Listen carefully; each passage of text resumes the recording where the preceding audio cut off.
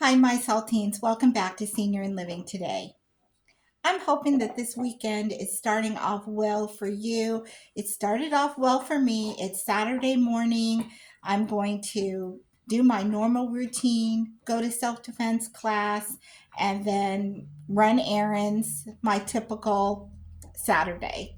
And I have custody this morning of the grand dog. So it's a good day. And so if you hear noise in the background, it's him chewing on his bone, having the time of his life. So, good morning. I have been listening to a lot of people who are saying that they are sick, they're under the weather, they're not feeling well.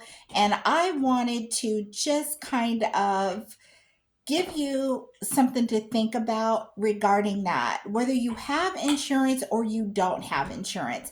I have found myself in this situation and I'm wondering how many other people have as well.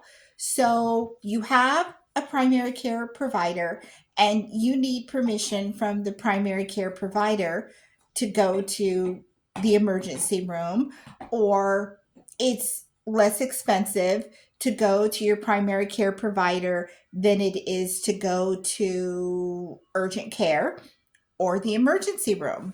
Problem is, your primary care provider office is open Monday through Friday, business hours, and that's never the time that you feel sick.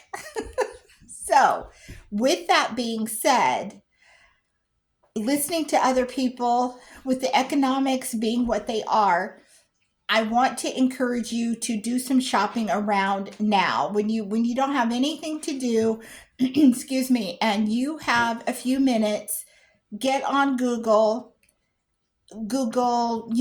urgent cares near me, or pharmacies, treatment pharmacies near me, something like that.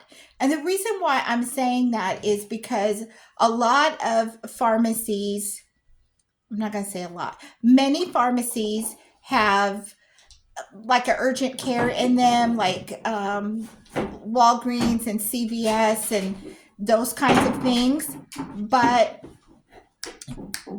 you don't know what those services are going to cost you, or if those services are going to be more than your insurance will cover, or more than that you are willing to spend. Some urgent cares, let's say they have a flat fee for them to just walk in and say hello, what's your name? And it's $150 just to, not to diagnose you, just for the privilege of saying hello to you is $150. And then every test, if they want to do a C19 test, that's a fee. It's over when the last time I had one was over 2 years ago, and it was well over $150 for that one Q-tip up my nose. Then, if you want to be tested for the flu, that's over $100. If you have bronchitis, which is what I thought I had a couple years ago, and they swab your throat, that was, I want to say it was like $60. And all of that obviously adds up. So, what I'm saying is, while you're feeling good, this would be a good time to check for you or someone else in your family who might need it later. What are the two closest urgent cares to me?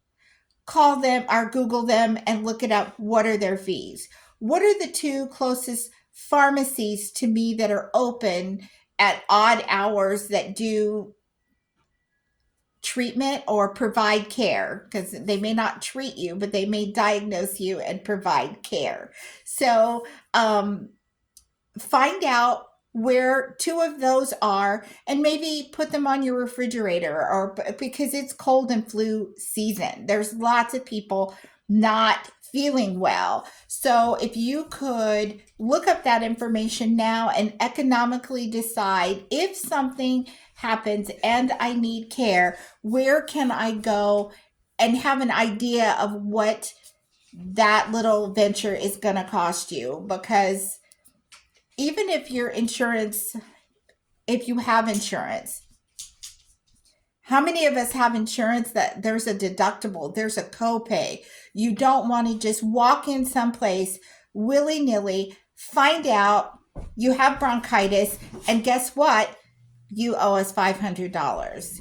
So I just want us to give that some thought because people get sick and it's never planned, and the fee that goes with it is never welcomed. So it's best if you have an idea of what it's going to cost you, it's going to give you a little less tension.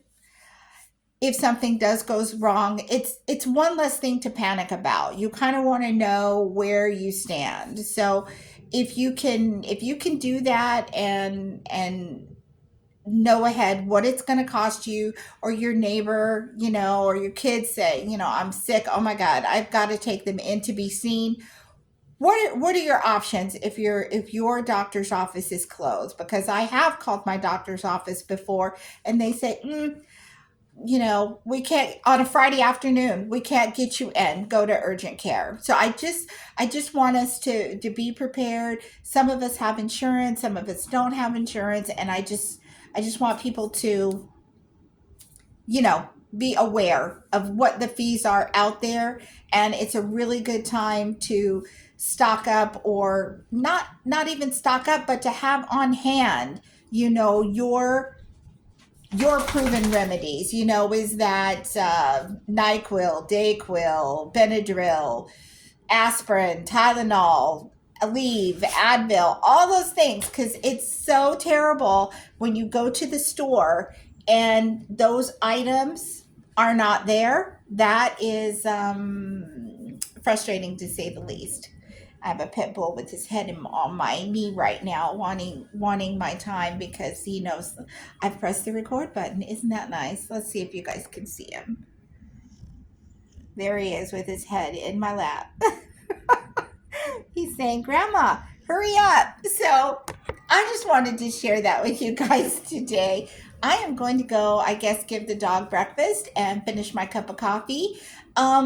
Let me know what you guys are doing today. And since we're talking about staying healthy the best we can, and what that costs if we get sick, if you have any remedies that you swear by, to make you feel better when you're feeling sick, let me know what those are.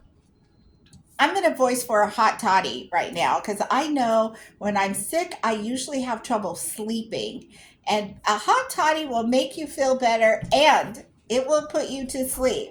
So if you have any remedies, put them down below. I'd love to know what they are. And let me also know what your plan is for this weekend, what you're going to be doing.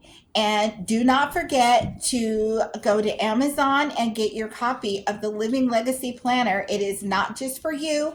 A lot of us have adult children, and if something were to happen temporarily to one of our adult children, we would need to know how to step in, and where do we pay their rent to, and where does their car note payment go to if they are in the hospital or in a rehab and you need to handle things for them.